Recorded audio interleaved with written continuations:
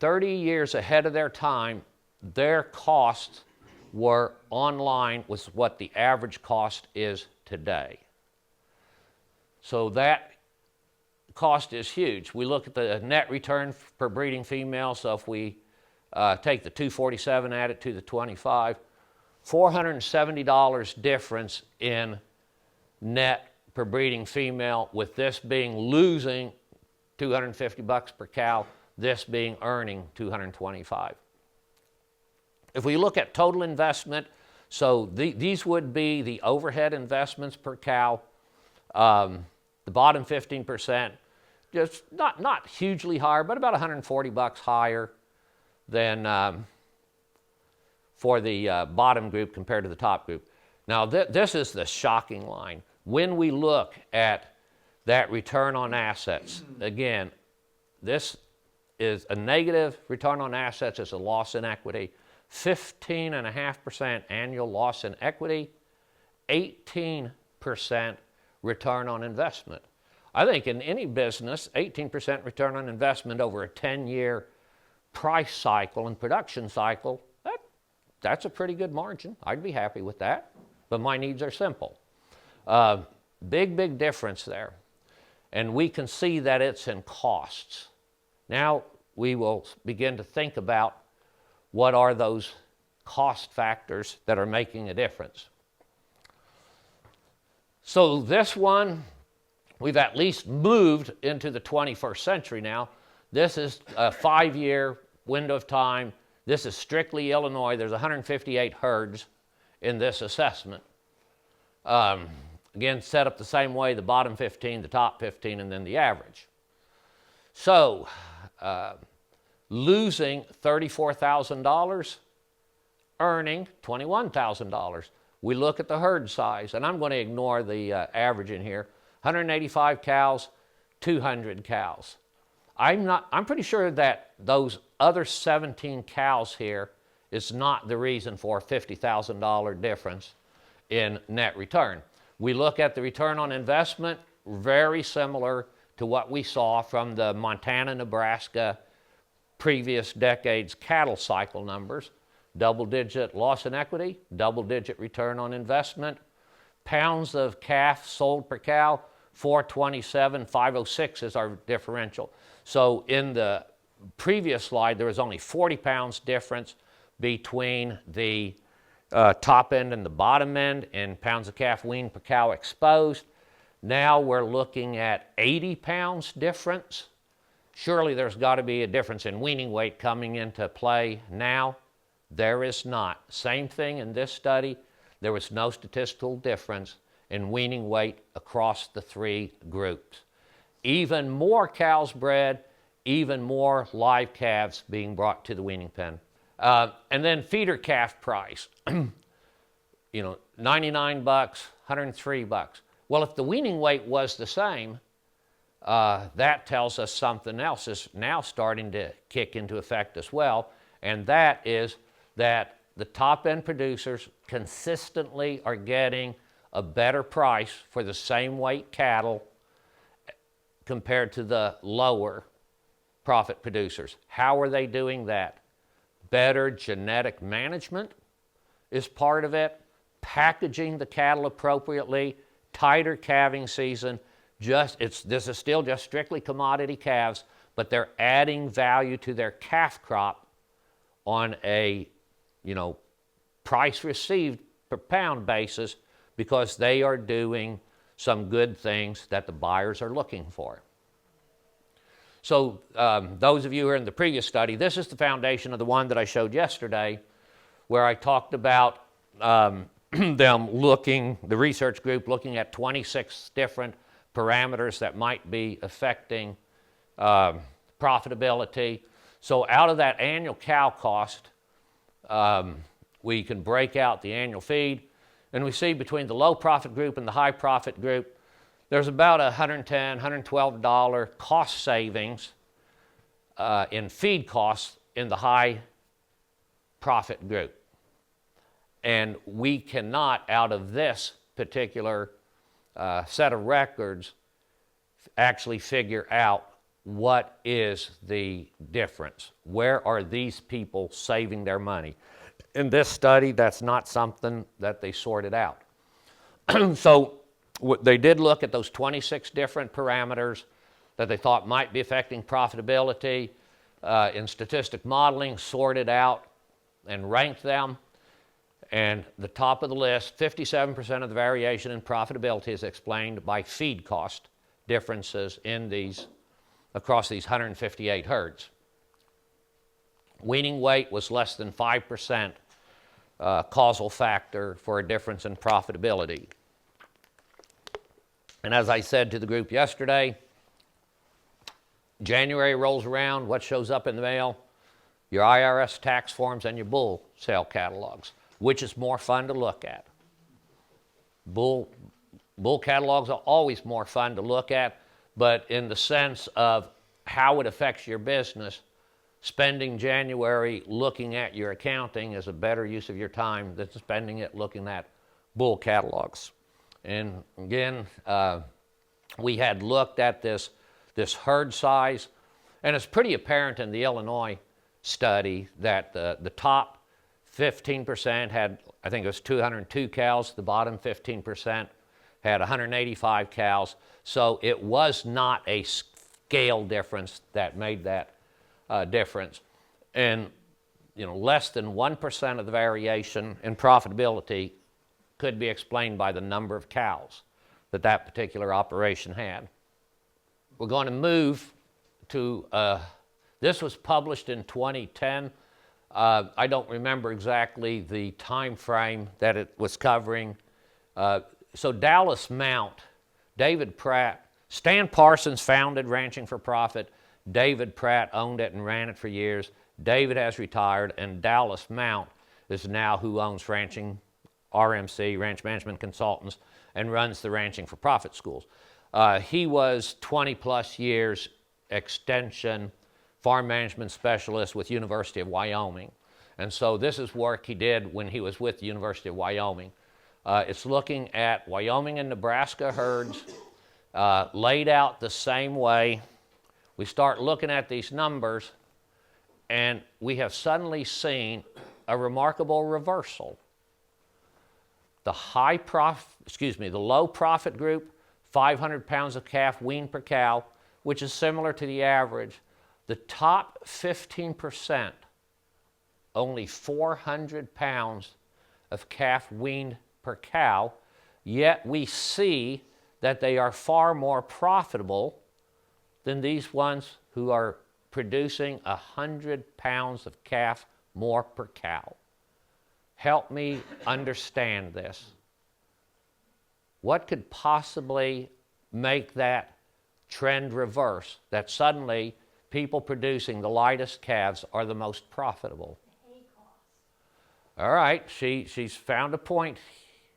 There's the cost per breeding female, and we see a huge, huge difference in hay. $40 for the high profit group per cow, $257 on the low profit group. So now I have to ask the question, what allows them to do this? How does that work? Are they calving later? Calving later in the season? Are they calving later in the season? This is the first SPA data set we have that is actually a comparison between winter calving, January to March calving, and summer calving, May, June, July calving.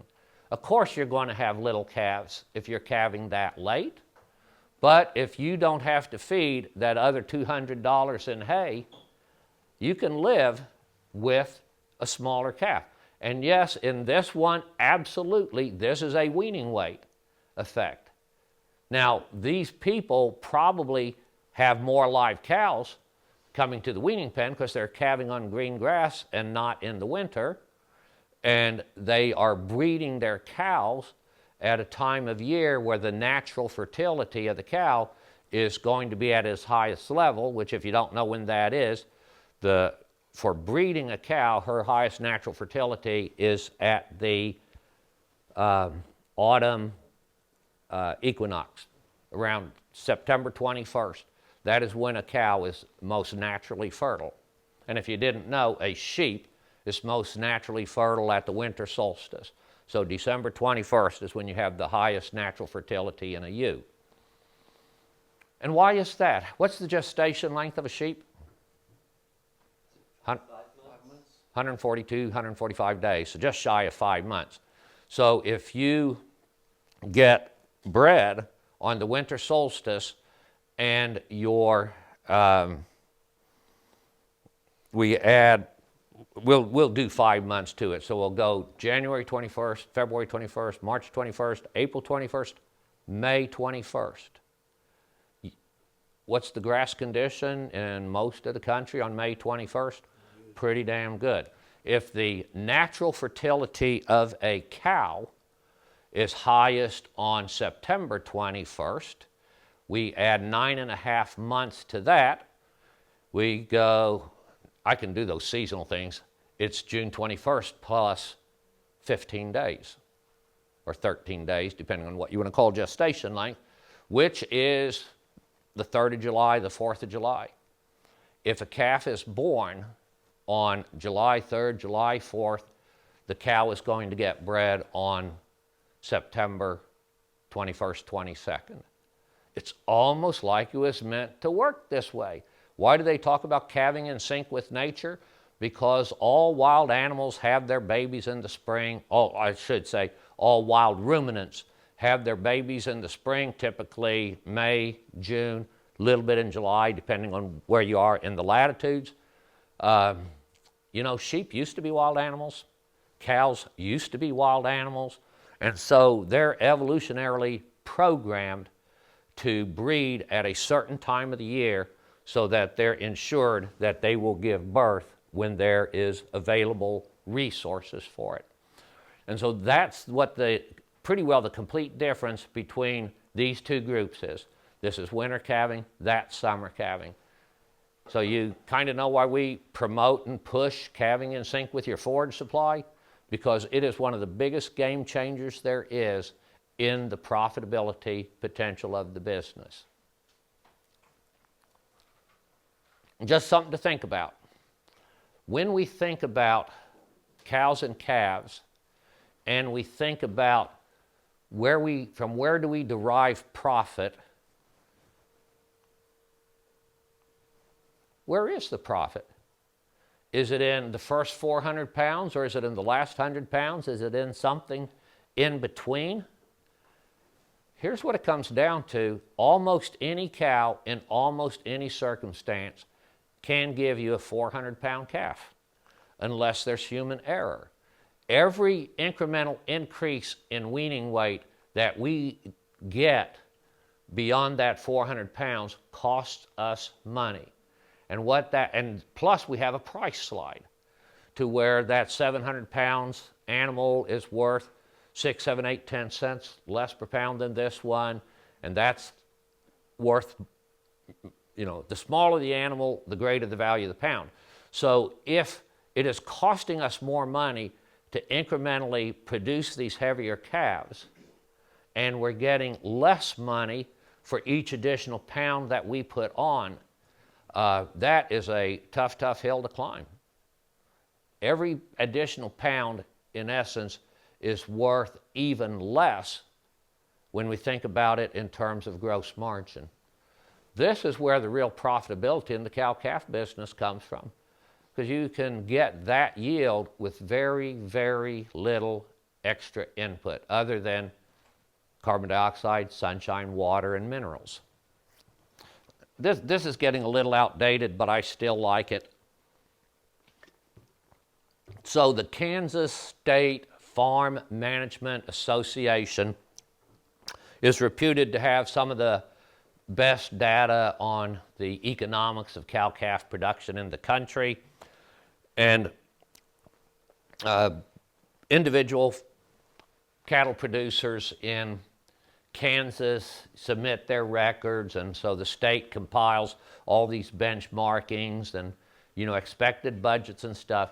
So in 2013, when K-State put out their projections for the year, and remember in 2013, the cattle prices we had were record high prices, the high in terms of nominal dollars. It was the highest price anyone in America had ever seen for cattle. 2014 got higher, of course, but I use this 2013 because even with those record high prices, based on the production cost figures that K-State had, every cow-calf producer in Kansas was going to lose $250 per cow with the highest prices we had ever seen. That is not a healthy business. There is something fundamentally wrong in a business if, that's what the expectation is. So here's where some of those numbers come from.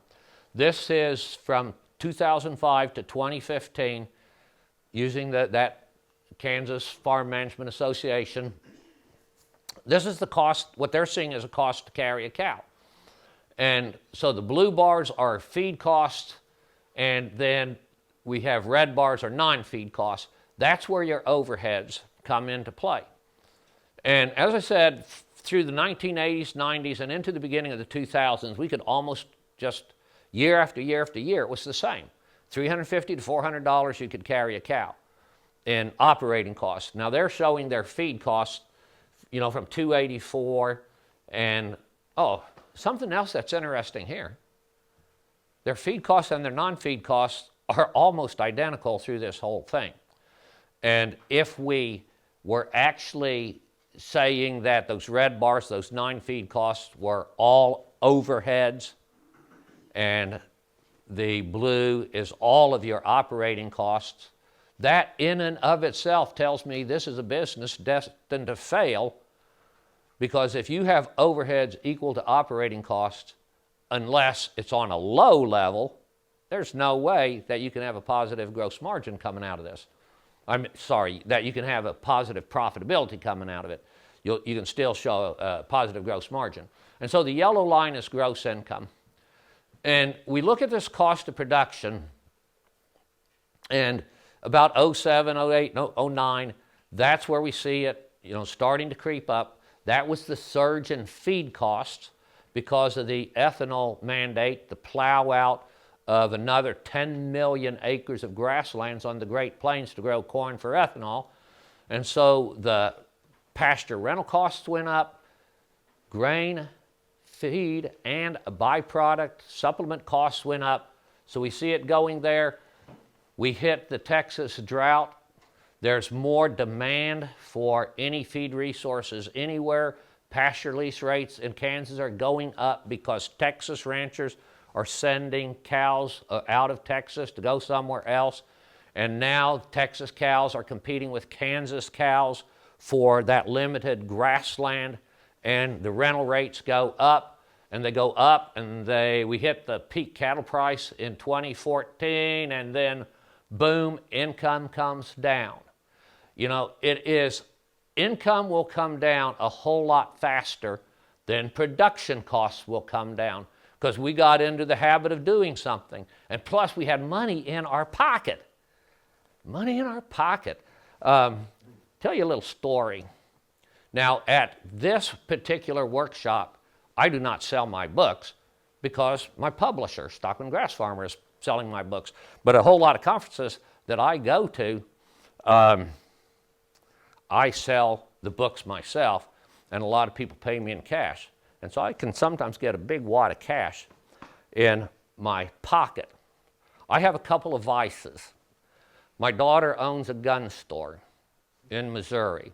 So if I'm doing a program in Missouri, Iowa, Nebraska, Kansas, Illinois, I'm probably going to tack on a visit to my daughter's, and I got a big wad of cash in my pocket.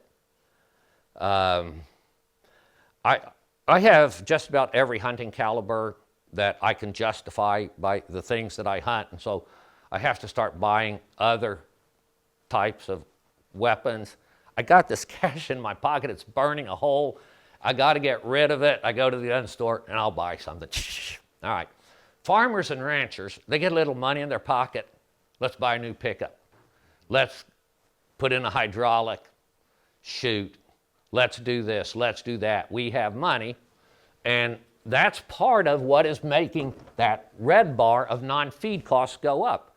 We're buying more overhead because for a change we have money in our pocket. All right. But this is the curse. The cost to carry a cow has dropped off just slightly.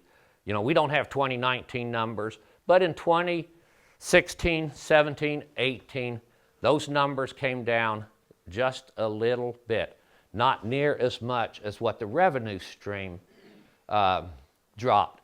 And you know, I do presentations in Canada, and I don't think I have the Canada chart in here, but something really interesting.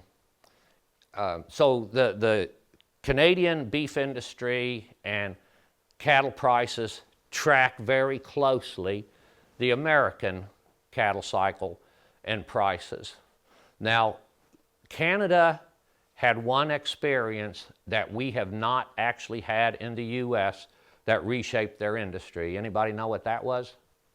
Mad cow. Mad cow disease, BSE. You know, we have had a few cases of BSE in the U.S., and we get a little market blip from it. BSE in Canada was a full-blown deal, and it dropped their market down for several years. And it became very, very tough to be in the cattle business in Canada. Those who survived got lean and mean. So it's not in here. So in Canada, they experienced the same rise in price that we did. Their cost of production barely, when they were in that peak price 2013, 2014 timeframe, their cost of production had barely changed from what it was before, because those people had learned their lesson that tough times can come and stick with you for years. And so they cut out a whole lot of extra crap out of their business. And they're still, you know, hobby farmers, and cows too big, and they have plenty of issues up there. But the commercial cattlemen in Alberta, Saskatchewan, they're a pretty savvy bunch of characters now, and they do not spend money that they don't have to.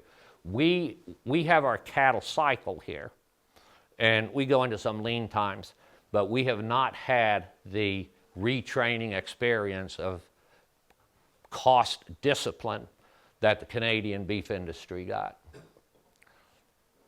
Okay, so I talked about what is the average cost for herds over 100. Believe it or not, that Kansas data has far more cow herds that are fewer than 100 cows than over 100 cows. And that's why we can only take, I use the Kansas data because it illustrates that principle so graphically, but I don't believe these are typical numbers of the industry. There's a lot of small cow herds that are associated with grain farmers that go into this data set, and they have artificially high costs. So this chart here, Neville Spear, if anybody follow Neville Spear or know that name? Okay. To me, the best beef industry economist in the United States is Neville Spear. He's my go-to guy if I want actual useful information. Neville Spear, S-P-E-E-R. He used to be at Western Kentucky State University as an ag economist. He's in private business now. I get a newsletter from him every week. He's regularly in Beef Magazine, and I think Progressive Cattleman and some of those.